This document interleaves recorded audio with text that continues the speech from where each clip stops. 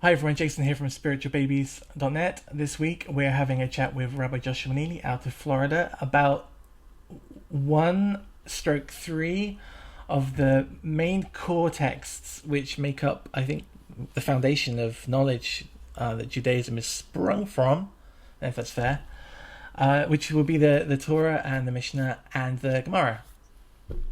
And I know that personally, it took me a long time to unfold all those names and try and even get a brief understanding of what they were, so I thought it'd be an interesting conversation, and that's what we're going to look at today. I think maybe we'll just start off with the Torah. Would that be okay? Just at the beginning part. Let's start off with the basic question, which is, why do we have any of these things?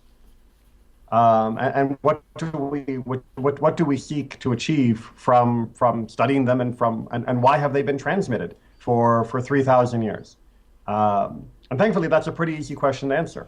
The whole package is designed to help us do what God would like us to do in this life. That's the basic understanding that's necessary, the basic question, perspective that Judaism approaches everything from, which is there's a God, there's us, and there are certain things that we should do in harmony with God and the creation that God has given us. And they're not self-evident in a way that I can sit, in the sense that I could sit quietly in a room and just calmly meditate and spontaneously know with some degree of certainty what it is that I should be doing. The chance to either do too little or to do too much, and there is such a thing as too much, is too high, and there would be no degree of confidence. The Torah was given, and as we'll see, the Mishnah and the Gemara are the complements of the Torah, they're not expansions, in order to help us know what should we be doing according to God. And they all work together in that same project. There's a definition issue with Torah, I find. That people would say, well, it's in the Torah, and they mean the Tanakh, and it's in the Torah, and they mean the 5 books of Moses, and it's in the Torah, and they mean explicitly the instruction at Sinai. Right. So when we say Torah, are we talking about all the instruction? Are we talking about just the instruction that was given from Moses to Israel? What's the best way of summing up what Torah is? Yeah, what you said. Brilliant. So what you have struck upon is not so much confusion as confusing.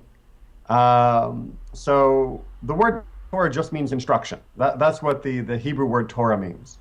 And there's nowhere in the Torah or the rest of the Bible where it says the Torah, capital T, capital T, is from this chapter in Genesis to this chapter in Deuteronomy. However, the texts and the way they are treated do create a distinction between certain parts of the overall revelation, meaning the Bible, the Tanakh, and certain subcategories of it. And so the Torah of Moses, that is to say, the instruction from Moses, is given preferential status.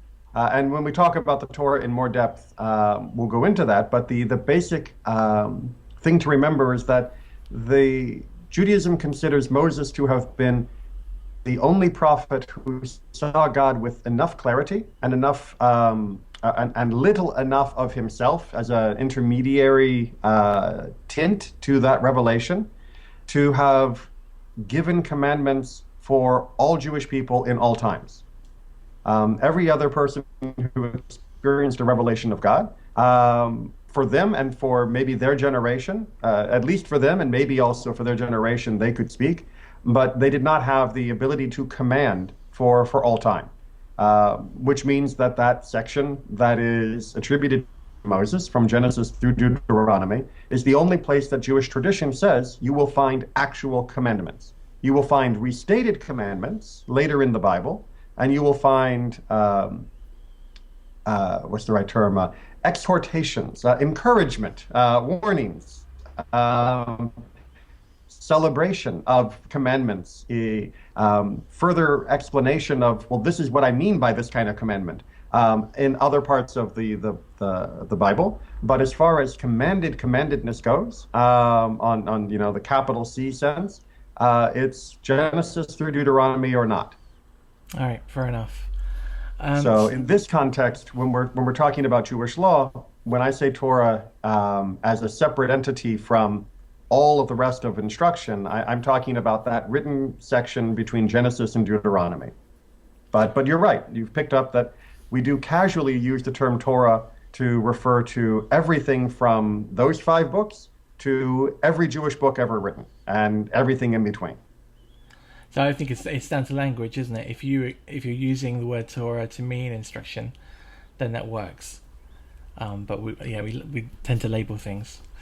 Okay. Think of it as a book title rather than a description of the content. Right. So most people, I think, at home in one form or another, regardless of their religious background, would have a copy of the Torah right at the beginning of their Bibles. Right. But what they may not have would be 2 of the other things that we've got on the list today. Right. So the Mishnah and the Gemara, you're right. The average house may or may not have a copy sitting on the shelf, which is a shame because both of them are now infinitely accessible in a way that they weren't in previous years. Both of them are also available for free online in various forms of translation as well as the original languages. So there's no excuse not to have a copy anymore. And there's no excuse not to read it except if you don't understand what it's trying to do and you don't understand where it came from. And hopefully we'll be able to sort of work that through because there's a lot of misunderstanding about what's called the oral tradition, which is what is usually used to refer to the Mishnah and the Gemara. And people can be ambivalent, to be diplomatic, in their relationship with it. And this goes all the way back to antiquity. We have stories within the oral tradition of people coming to Judaism and saying, well, I'm interested in the whole Torah thing, but don't teach me any of that other stuff. And it's not a new barrier that people have trouble getting over to understand. So I think we should start with Mishnah. It's my understanding, and I could be wrong, that the Mishnah was formed very quickly at a time when rabbis and sages were being persecuted and Jewish communities were being wiped out and these great centers of tradition and knowledge were being destroyed. And so is it Yehuda the Prince, is that right? So around the year 250 CE, Yehuda Hanasi, Judah the Prince, compiled the Mishnah. And your introduction there is exactly where confusion lies. So thank you for that introduction, because we often mistake the compilation and, in quote, publishing of the Mishnah for the content of the Mishnah, which predates that period by, 1,000 years. And that's where it gets a little more confusing. We are used in modern Western society to think of things being published as being their origin, right? If a book was published in 1959, then we assume that it was written in 1959 or maybe 1958, but we wouldn't think that its content was hundreds and hundreds and hundreds of years older than that. But the Mishnah is very self-aware that all that's happening is it's being written down in a cohesive form. So let's talk about what the Mishnah was actually doing, and maybe if we have time, we can talk about why it got written down, when it got written down. But the Mishnah itself is the explanation and application of Torah. Right? So if you've ever read through the Torah, you may have noticed that it has all these commandments, 613 by the traditional count, but you may or may not, depending upon how long you felt the book was, have also noticed that it leaves a lot of questions kind of open, of exactly what does it mean to love your neighbor as yourself? What does it mean to keep Shabbat? What does it mean to slaughter an animal according to the way I will tell you, where we never get those descriptions? What does it mean to have a a tefillin on as a frontlet before your eyes and upon your arm, a hand, arm. What's going on here? And when it comes time to apply the law, someone who only has the Torah as their aid will have great difficulty. And two people who only have the Torah as their aid will have great controversy. That is to say, the guy to the left is going to say it means this, and the guy to the right is going to say that. And there is no objective way to decide between them. Each will be convinced only of their own rightness. Judaism believes that when God gave the written Torah, that he gave the tools for unpacking what it meant, the explanation for what it meant. And and this is the part that's very, very important to realize, comes from Jewish tradition. It's not just a modern Florida rabbi. That was not in a specific, repeated, memorized form. Right? So people often have this image of God playing telephone, that God whispered in Moses' ear, when I said slaughter it like this is what I meant. Now go tell Joshua. And then Moses went over to Joshua and said, when God said slaughter it, this is what he meant. Go tell the elders. And then Joshua went to the elders and said, and that there was this special phrase that was being repeated over and over again. That is not how Jewish tradition understood it. There are some modern, or I should say contemporary, voices within certain communities that have created a mythology like that. But if you go back to the most famous and extensive traditional source on this from 1,000 years ago, Rav Sharia HaGaon, who was one of the great Gaonim, geniuses of the Babylonian community in around the year, 900 or so, he wrote a wonderful history of how this all worked. And no one can call him a wishy-washy liberal. And as he explained, it was explanation. It was teaching, right? That's what Mishnah means. It's teaching. So you have the teaching of what the instructions mean. It is the oral explanation. And as he explained it, every good teacher teaches the same fact differently to different students, so they will understand it the same, right? And let that soak in for a second, right? Sometimes you have to teach the same fact differently for different students if you want them to understand it the same. So that you want them to have the right answer, you want them to understand the right answer, but your explanation, the metaphors you use, the examples that you draw from, the order in which you present certain points to be made will differ from student to student, simply based upon that interaction that happens. That's why it was the oral law. How could you write down the exact way to teach something when the goal wasn't the teaching, but the goal was understanding? And understanding is going to come differently for every single student. And so for almost 1,000 years, these explanations, these presentations were purely oral, because that was the only way that you could truly ensure that it would be understood properly. How are we doing? Yeah, good. That makes sense. The understanding I had, and the way I'd understood it, was that Moses came down with some bullet points, which turned into the Torah, and then these longer explanations that he did pass to each person, and that there was a set list of how to do things. And I hadn't heard that. That seems much more open. It's kind of like IKEA giving you a flat pack package that includes how to do it in English and how to do it in Portuguese and the pictures, but not necessarily on the same piece of paper, just to make sure that everyone gets it. Okay, but actually, I would, just to modify that metaphor a little bit. It's really more the IKEA helpline that we're talking about. So you get so far into the instructions and you say, wait a minute, how does that fit together? And you pick up the phone and you call, and the guy says, okay, well, let me walk you through it. And how he walks you through it is going to be different than the next guy. But in the end, you're still putting the same pieces together, and you're still going to end up with the same chair, and it will be the right chair. And if you just recorded his explanation to you, that might not work for the next person.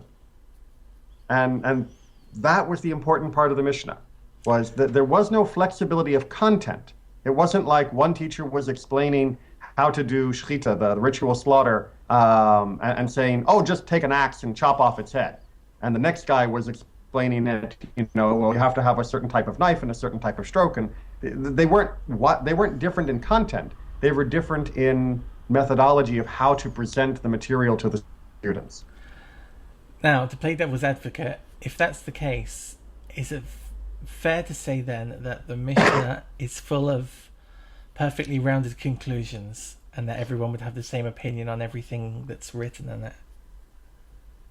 Okay, so then we get to the Mishnah, the book, as opposed to the Mishnah, the project. Right. So for 1,000 years, we basically had this as the project, and everybody had the Torah. It was a public copy, shared as widely as possible, read publicly in the marketplace as well as in places of worship, so that everyone had the content, which was perfect. And then everyone would get explanation that suited each of them. And that explanation would be as good as the teacher giving it, but the teacher would only have to worry about how well you understand it. The end result, we could basically agree upon. Again, the way tefillin are going to look, the way an animal is going to be slaughtered, the outcome was generally reliable. It was a question of how well the student understood it according to the teacher's ability. Unfortunately, there were different disruptions in the path of change. So there were disruptions from outside attack and decimation, and there were also destruction from, well, as the Mishnah itself describes it, inadequate students. So one of the things you'll notice when you open the Mishnah, meaning the actual book, is that there are different opinions. And that's a little bit of an incongruity. It's like, well, how can different rabbis disagree about something if, okay, fine, the lesson plan was different, but the lesson objective was always the same. How can they disagree about the conclusions? And one of the things that Rav Sharia HaGaon pointed out was that there was a period, especially after Hillel and Shammai, where the students were not as good as the teachers. And one of the reasons why you find so many disagreements between Beit Hillel and Beit Shammai is, and very, very few between Hillel and Shammai themselves, is because the students didn't understand their teachers well enough. And there is an amazing phenomenon where you can have a student take what they think they have learned and turn to someone else and try to repeat it, and do so in such a way that it actually exacerbates or emphasizes the wrong aspect. And because your teacher emphasized this and my teacher emphasized this, and now I am overemphasizing it, you can end up creating a disagreement about the actual conclusion. And that's what happened in the period after Hillel and Shammai. We are so up to this point, the Mishnah. If I suppose if we went back in time and we said the Mishnah, would they have understood the term? Would it have been the thing that they knew that, or did that? They would have understood. They would have understood Torah Sheba'al Peh, which means the oral Torah, the oral instruction. They would have understood that term. They would have understood the phrase that's used now differently, maybe a whole other show, called Mesorah, the tradition, that which has been passed on to the next generation to understand what we mean when we say sit in a sukkah, what we mean when we say take a lulav. So they would have understood all of that content. They wouldn't have understood the title of the book, the Mishnah. Okay. That came later. But they definitely would have understood once we gave an example. They would have said, oh, yeah, of course, that's how it works. You got the commandment, and then you have this is what the commandment means explanation. And that was passed both by watching what other people were doing. So, if you want to know how to build a sukkah, you watch someone else build a sukkah. And it was also passed by this instruction that said, well, the sukkah has to be built like this and not like that. And now I know what it means, even though it's just a couple sentences in the Torah. I imagine that then those traditions would have been passed down even outside of a teacher-student relationship, right? Kids would have learnt from their Yeah. mothers and fathers, and in the workplace, what you did and didn't do in a certain situation that would have been the way it was done, and you learn vicariously for everybody else. More generally, that's the way it is done. Everything that you learned about being a human being didn't come from school. A large chunk of it did, and a large chunk of what it means, and a large chunk of the most accurate depiction of what you should and shouldn't be doing, and what isn't true about history, math, etc., came in school. But the broader understanding also came from the rest. But that distinction between broader but perhaps incorrect and narrow but more correct is exactly what the Mishnah is most concerned with. So it wanted to be sure that, yes, everyone would sort of kind of understand it because everyone was sort of kind of doing it. But they also recognized when you are going to be executing people, when you are going to make decisions that take property from one person and give it to another, meaning a law case, a court trial between two litigants, you want to be more than just sort of kind of this is what people do. You want to really be able to say, this is what the Torah says, this is what the Torah means, and this is how we apply it to this situation. And so every teacher was very, very careful to try and hone how they explained it to make sure there wouldn't be misunderstandings when it happened. Unfortunately, that didn't always happen. And Roll on. Go ahead. I was just thinking, because we're talking as if all the Jewish people lived in one giant camp. Right? But that wouldn't have been the case. They were spread out amongst Exactly. Only at the very, very beginning. But yes, eventually we're spread across an entire country, and then eventually we're spread across an entire region, and then eventually we're spread across the world. Which is why the depiction you gave that Rabbi Yehuda Hanassi was under horrible oppression and stress and all of this, and therefore needed to write the Mishnah, is a common explanation, but it's not an accurate one. Actually, Rabbi Yehuda Hanassi lived at a relatively good period during those years after the destruction of the Second Temple, and the Roman occupation. He was very wealthy. He was very stable. The community was very stable, but the community was very spread out, and the community was becoming more diverse.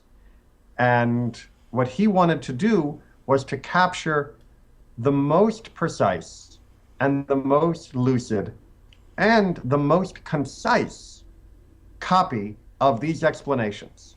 And that is what became his Mishnah. And he wanted to do that then, not because it was so bad, but because it was so good. It's like, okay, you know what? Everything is kind of getting spread out, and we've got a moment here where we can spend some time doing this. Let's write down the best version we've got. And so what he did was essentially collate the best lesson plans that had been transmitted to his community of how to explain the commandments of the Torah and apply them within a community and as an individual. And the most concise and easy to remember, because he wanted to make sure that this was something people would not forget, and that it would be recognized by everyone as sort of the best textbook on how to teach what Torah actually wants us to do. And so he drew from the greatest teachers that he had. Rabbi Meir was the primary source, and the tradition is that anything in the Mishnah that doesn't have a Rabbi so-and-so said it, that's from Rabbi Meir. He was just really, really good at making it short, pithy, and not a word wasted, absolutely down to the concise minimum, but every single nuance was embedded within what he said. So it made it a convenient travel pack, it made it easier to memorize, and it made sure nothing was left out from this sort of condensed version of the oral law. Do you know roughly how long it took him to? Because I mean, that's a lot of information to. It's a lot of information, but all of it was already known, or at least almost all of it. There would have been a few places where he had to be more, okay, how am I going to convey this on the page, as it were, as opposed to giving 5 days worth of lecturing. And how do I how do I condense it to the right sentence structure? But most of it already had been.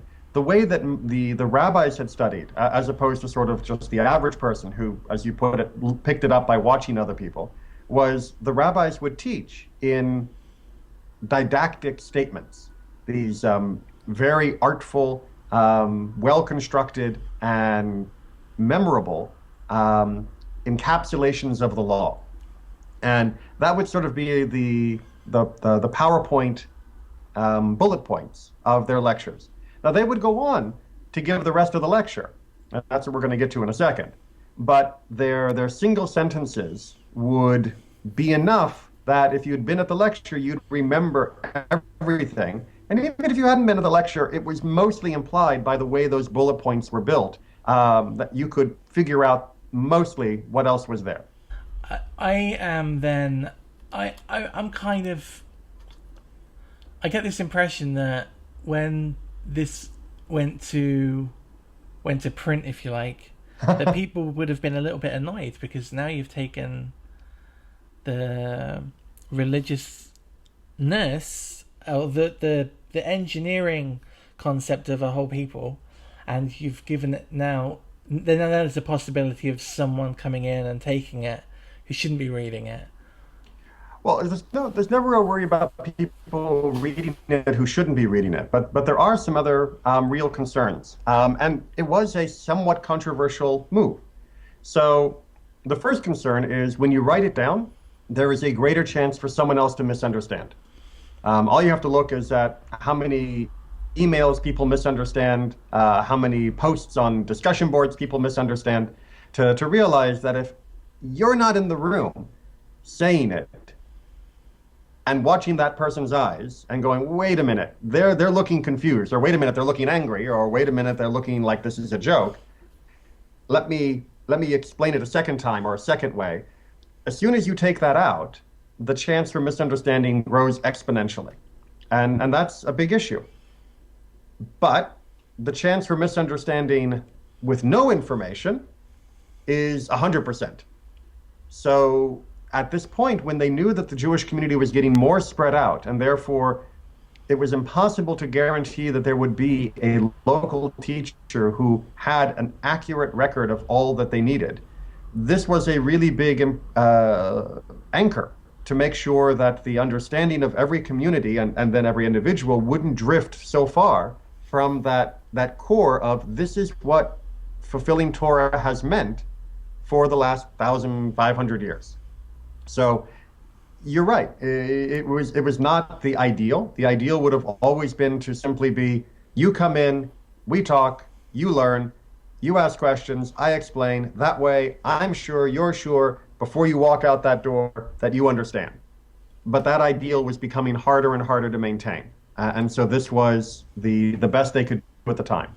So this written book, this Mishnah, accurately recorded everything a Jewish person needed to know to engage a Jewish lifestyle in the world, and so all the Jewish families today have one, and there's no more problems, right? Yes. So it, as you put it, it accurately contains all the information a person knows how to live a Jewish life and run a Jewish community if you know how to read it. So much like the Torah accurately contains all the information a Jewish person knows of how to live a Jewish life if you know how to read it. And the Mishnah is that condensed version of how to read the Torah in 10 easy steps, or 6 easy volumes, I guess, if we're going to pick a good number. But the Mishnah is not a self-explaining document. If you've ever watched my Mishnah class, you'll know that we'll read like half a sentence and then we'll talk about it for 10 minutes. And that 10 minutes was always intended. That 10 minutes was always supposed to be there. The idea was the Mishnah at least means we all start from the same place, and it's an anchor, it's a firewall to prevent anyone from drifting too far or crossing a barrier, but you're going to have to explain what that means. You can't just say it. And that other explanation of what the Mishnah means and the argumentation about how to understand new things, that's the Gemara. That's where when we call the Talmud, which is really the Mishnah plus its explanation, and the explanation is called Gemara. That's where the Talmud comes in. The Talmud was what happened after the Mishnah. So some people may have seen inside the Talmud. I've seen kind of a traditional one and a more modern one. And the traditional ones, often there'll be a central passage of text, and then there'll be a framework of text around it. Right. Would the inside part be the Mishnah and the outside part be the explanation? No. The other way around? No. So I know. And by the way, traditional means only a couple hundred years old. Right. That's a very modern printing press convenience. Sure. So the way the Gemara was originally written was you would have a piece of Mishnah, usually one full Mishnah, that is to say like one paragraph, sometimes more, sometimes less, and then you would have the explanation going with it. What came later was taking that Mishnah plus explanation, what we call the Talmud, and what you find in the middle of what you see in a modern printed version today. And over the centuries, people added commentary to help you understand, and it's that commentary that's around the edge. Right. Right. Okay. So that's what you find in the margins is the commentary to understand the actual Talmud, and that middle part of the page, that's the only thing that's Talmud. And that. You can identify by the way that it's laid out which part's Mishnah and which part's commentary, and sometimes, by the way, the commentary, the Talmud, will go for a few pages before there's any more Mishnah, and 80% of that will be talking about things completely, it seems, unrelated to the Mishnah. The Talmud is the master of tangents. The more modern ones I've seen. The Bavli is a Korean, the printer. Yeah, Korean, yeah. Right. So in the English one, they're very grateful. I'm very grateful. They'll nicely layer the page into quadrants, and you know exactly where you're going. Especially in English, it's very good. Yes. Modern publishing techniques have made it much more accessible to many people. But why do we have this this Gemara book? All right, so the Gemara does two things. One is it's an explanation for the Mishnah. As I explained, when you teach Mishnah, you say a passage and then you talk about it. And so it does that job very well.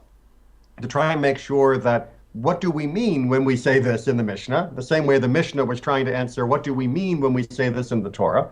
The Gemara does that. But the Gemara has a second job, which is really its more important job, because that first job takes up a tiny amount of its time, because most of its time is spent with argumentation about issues either that seem ambiguous in the Mishnah or issues that are not directly contained within the Mishnah. So new situations, new technology, new arrangements of Jewish communities, new interactions with non-Jewish things, new discussions of philosophy, of mythology, of astronomy. And in all of those places, the system of argumentation, of how you present evidence, of how you counter the evidence, and by evidence I mean both facts on the ground as well as facts taken from the Torah or Mishnah, teaches a person who studies it how to think. That is to say, how do you analyze a problem? Because if you remember, way back at the beginning, we said the main purpose of this whole three pieces is to help us understand what God would like us to be doing. And the truth of the matter is, there is no way to write a single book that will help everyone understand what God wants them to be doing at that moment, because such a book would be bigger than the entire world, because it would have to be written for each person, covering second by second what they need to be doing.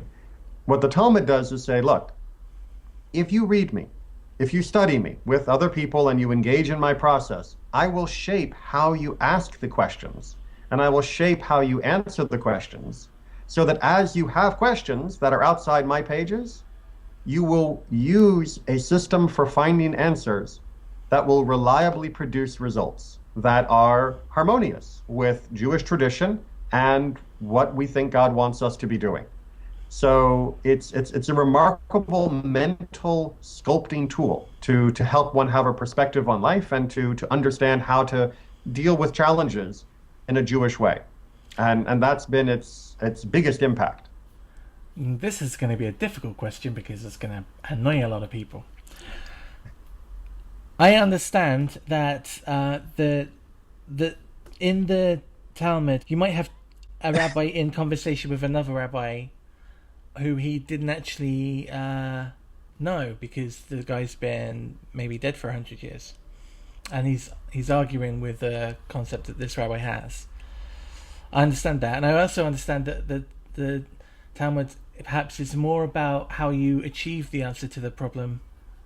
Actually, it's not even fair. How you do the working that could possibly achieve an answer to a problem than the actual answer, right? Because people can, these days, they can add any set of 3 numbers and come up with something completely different.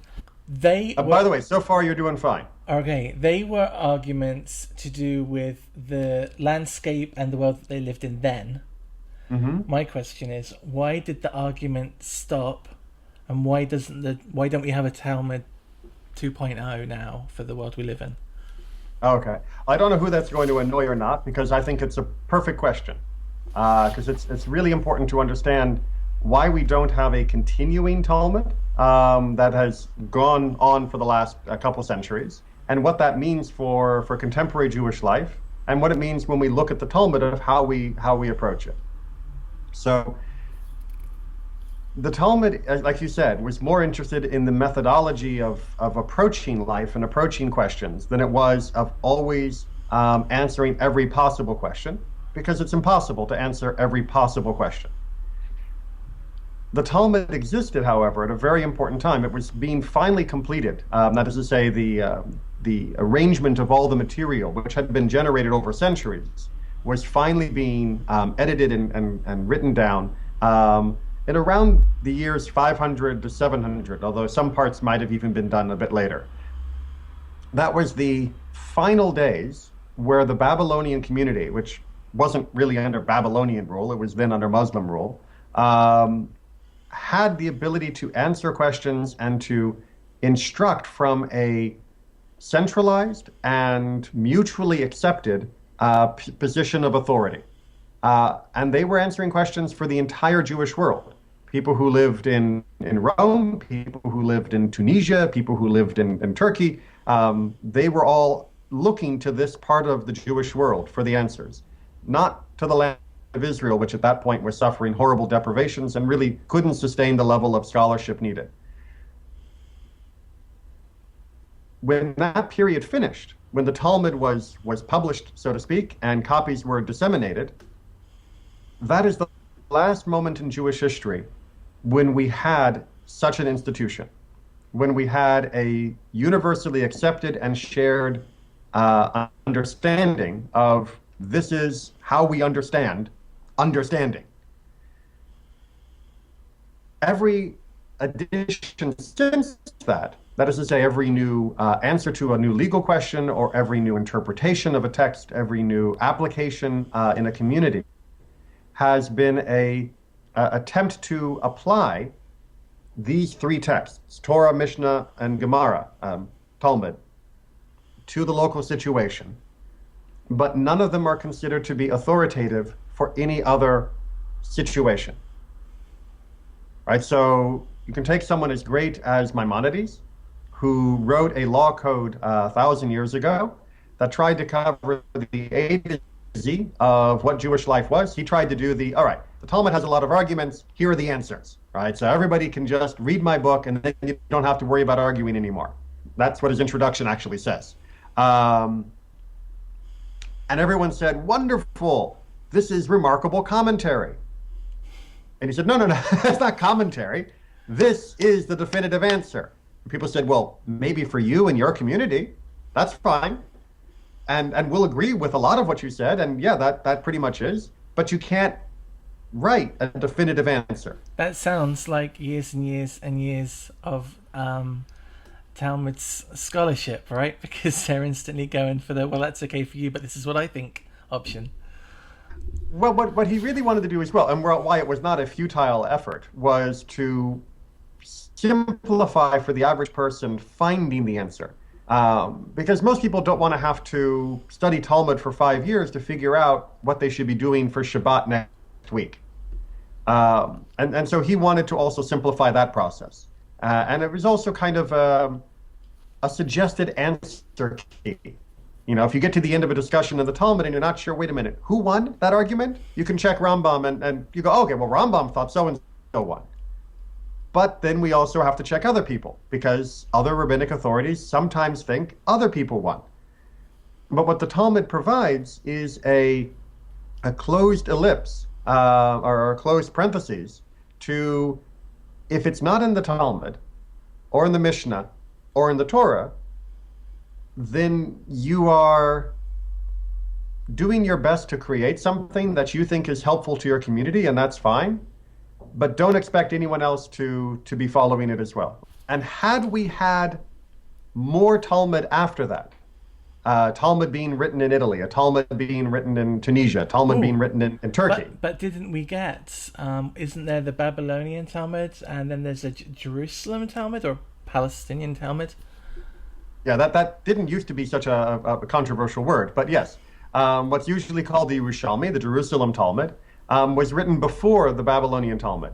And although it's considered to be very, very instructive, the Babylonian, because it is written later and therefore is assumed by Jewish law to have included the understandings of the earlier, is considered to be more authoritative. So we do have a Talmud 2.0. And technically, that is what the Babylonian Talmud is. Okay. It is the 2.0, but there's not going to be a new Talmud, because the era of figuring out how we figure out is done. What's been left to us for the last 1,000+ years is actually figuring out. Is we have all that we need. It's like when people ask, why aren't there prophets anymore in Judaism? The era of prophecy was done. We have heard all the direct revelation we need in order to know what we need to know to live the way God would like us to live. More words doesn't make it better. Doing it makes it better. And that's what the story of Judaism has been for most of the last 1,000 years, is taking this remarkably creative endeavor of how do you capture that which is spontaneous and organic in a way that can retain its spontaneity and organic structure, and nevertheless fit it into a few volumes that can travel all over the world, so that Jews around the world who will have wildly different cultural and economic and other differences will nonetheless still be living recognizably and consistently Jewish lives, no matter what their time period or life is. And it was really only the inner working of these three different sections, Torah, Mishnah, and Gemara, that made that possible, which allows for the continued unity of our people to this day. You guys at home, we're going to be revisiting these three areas in more detail. If you've got questions, if you've heard stuff that you don't understand, or you've read stuff and you don't understand, I won't understand it either, but our Rabbi will. So if you send me honest questions, I'll make sure they come up in the show. Other than that, Rabbi Neely, thank you very much for your time. You did an exceptional job under extraordinary circumstances because you were not well. I'm fine. It's just a little stuffiness. So I want to thank you very much for your time. And for you guys at home, if you enjoyed this, please give it a thumbs up, share it around, tell your friends. And if you want to join Rabbi Neely, you can catch his Torah class online. There'll be a link under this video, and his Mishnah class online. There'll be another link under the video. And we'll see you all again very soon. Bye-bye. Bye. I mean, yeah. The great irony is that the Gemara seems foreign, and yet it is, to my knowledge, I mean, there may be other examples, it is the only example of doing what humans already do that was written down, which is every culture teaches its members how to think, of how to look at the world, how to analyze problems, and how to come to answers that are considered to be native answers that are appropriate to our culture. And every culture does that, which is why if you take, 100 people from Japan, or you take 100 people from England, and you put them down in a room and you ask the same question to both 100 groups, you are going to find much more unanimity from each of the groups because they've each been raised to answer questions in the same way. What the Talmud did was allow us to keep that going, even though we lived across the world, and even though we've lived across time, and did it explicitly as its goal. Whereas, many anthropologists didn't figure out that this is what communities do until the 19th and 20th centuries. So it succeeded. It has succeeded. Without the Talmud, there would be no modern Jewish people. That's something to end on.